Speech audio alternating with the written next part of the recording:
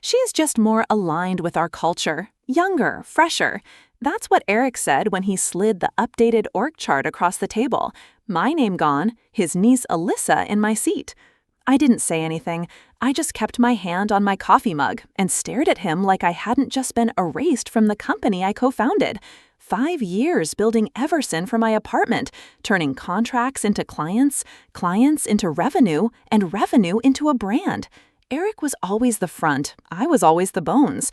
And now he thought he could cut me out because his niece needed a job, and I was too operational for where the company was headed. I nodded slowly, like I agreed. "Makes sense," I said, happy to help her transition smoothly.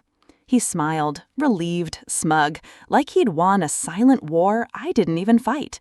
What he didn't know was that I renewed the trademark 6 months ago, in my name, and the domain, and the back-end platform license. He replaced the wrong person. I hadn't lost. I'd just been set free. Alyssa started Monday.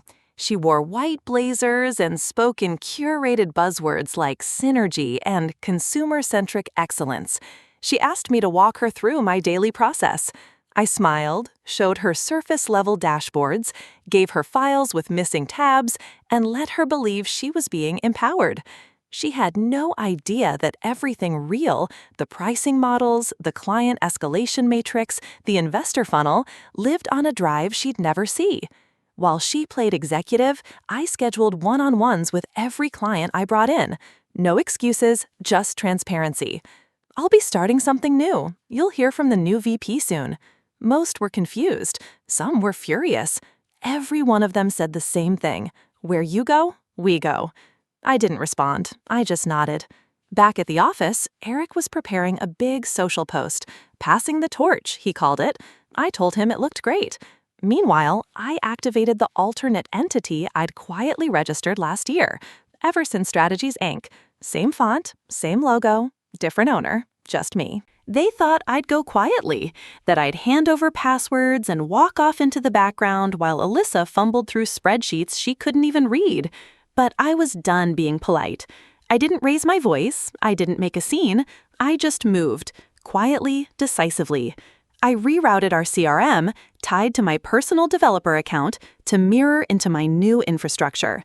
Every client record I built was mine by IP, and I had the documentation to prove it. Contracts still bore my initials in the margins. I duplicated vendor relationships, reopened my Stripe dashboard, and updated the legal address. No one questioned it. I was still COO on paper, still had credentials. Eric never bothered to restrict access. He was too busy rebranding the company around nepotism. Alyssa gave a small team presentation that Friday. I listened with a half smile as she mispronounced our own product tiers. She thought I was coaching her. I wasn't. I was cataloging every weakness. I'd already signed 2 anchor clients to my new entity. Quiet revenge tastes best with the volume turned down. That weekend, I met with Cam and Lina, our 2 senior product leads, at a quiet cafe outside the city. I didn't pitch, I didn't beg. I just laid out the roadmap for Everson Strategies and let them see the version of the company they thought they were building the past 3 years. Cam stared at me, jaw tight. "They told us you were stepping back." Lina laughed under her breath. "Stepping back? You carried half the damn org." I didn't correct them. I just said, "You'll never be a footnote here." They both accepted before dessert. Monday morning, I submitted my formal resignation. 2 sentences, no emotion. Eric responded within 20 minutes, offering a consulting role and founder emeritus status. I ignored it. Alyssa sent me a bubbly goodbye email, complete with a Bitmoji waving. I archived it. That same hour, 3 clients sent termination notices to Everson and signed onboarding agreements with me. No noise, no press, just silence and subtraction, the kind that echoes longer than applause. The first time Eric called me, it was casual. "Hey Mira, just circling back. Some vendors say they haven't heard from you yet, and there's a little confusion about account access." I told him I'd look into it. I didn't. He called again the next day, less casual. "We've had 3 clients go dark. You wouldn't know anything about that, would you?" I said, "I've been focusing on my transition, as requested." Then I hung up. That week, the content pipeline stalled. Alyssa sent out an internal message asking where the Q3 campaign files were. I never responded because they never existed, except on my drive, under my name, under a different logo. On Thursday, the company LinkedIn account posted a photo of Alyssa in a conference room, captioned, "Big moves ahead." I reposted it from Everson Strategies with no caption at all. The message was clear. She took my seat. But I had taken everything else. The first time Eric called me, it was casual. "Hey Mira, just circling back. Some vendors say they haven't heard from you yet, and there's a little confusion about account access." I told him I'd look into it. I didn't. He called again the next day, less casual. "We've had 3 clients go dark. You wouldn't know anything about that, would you?" I said, "I've been focusing on my transition, as requested." Then I hung up. That week, the content pipeline stalled. Alyssa sent out an internal message asking where the Q3 campaign files were. I never responded because they never existed, under my drive, under my name, under a different logo. On Thursday, the company LinkedIn account posted a photo of Alyssa in a conference room, captioned, "Big moves ahead." I reposted it from Everson Strategies with no caption at all.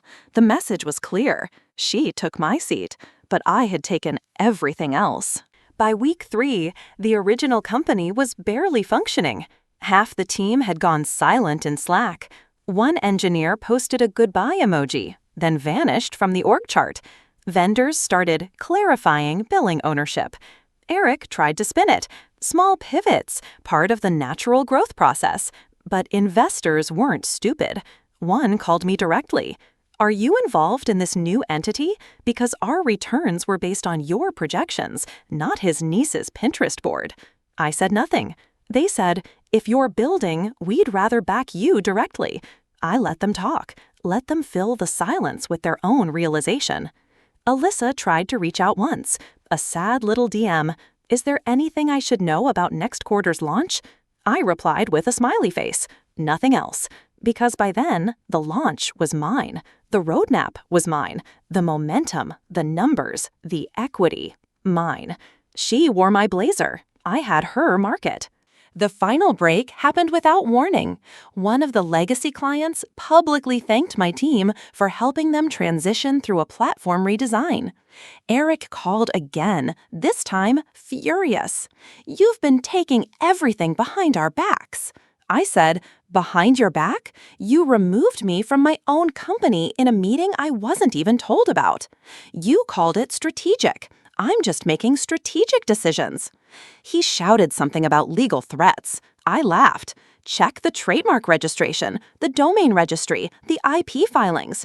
You handed me everything I needed when you underestimated me." Silence. Then, "This was my company too," I said, "and now it's your shell." I hung up. Alyssa emailed me the next day. "Please stop." I didn't reply because she still hadn't learned what Eric never understood. You can steal a title, but not the foundation it was built on, not the leverage, not the fire. I changed the locks on the narrative, updated my website with testimonials, added the new team's bios, posted a quiet launch announcement. Within 24 hours, we got 3 interview requests. One from a tech magazine that had previously called Eric the face of operational innovation. I declined. We didn't need to speak. Our existence was the headline. Alyssa's team began resharing my old content like it was new, scraping from cached folders I built years ago. It didn't help. The clients knew. The industry knew. One even messaged me directly. She tried to pitch us the same slide deck you used in 2022.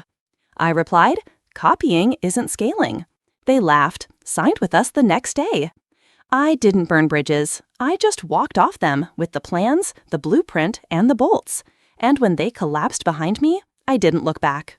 I heard they tried to rebrand.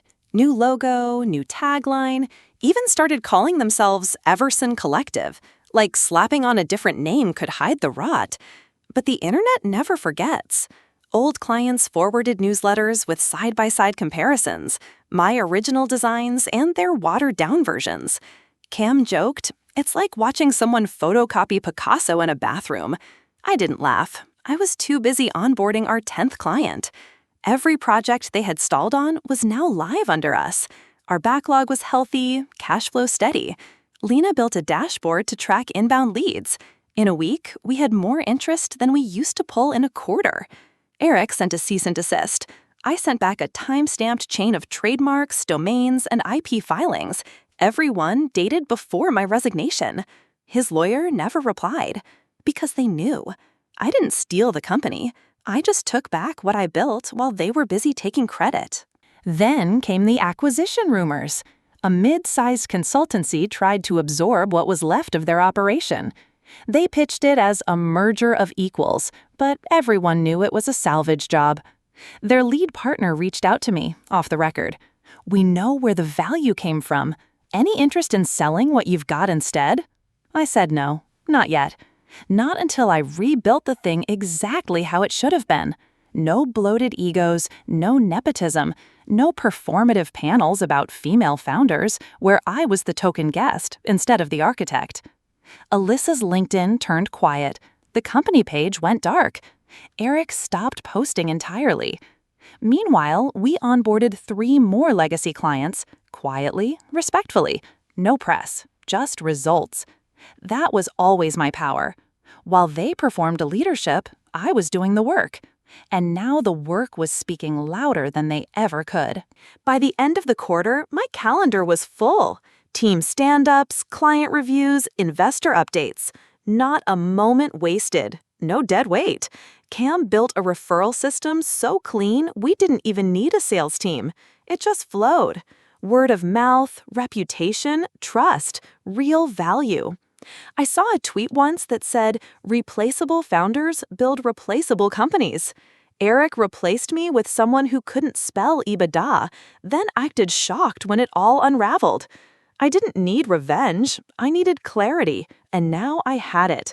I wasn't hard to work with. I wasn't too operational. I was irreplaceable. Just not in a loud way, not with shouting or threats, just with quiet, consistent proof. Alyssa applied to another startup. I saw the job post. Looking for visionary leadership with real execution experience. The irony nearly knocked me out of my chair. Sometimes I still think about the day Eric handed me that org chart. The quiet triumph in his face, the way he expected me to disappear. It's poetic, really, how his need to control gave me everything I needed to leave without looking back.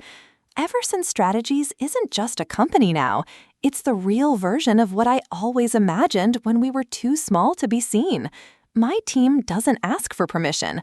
They build, they lead, and they know exactly who paved the road they're walking on.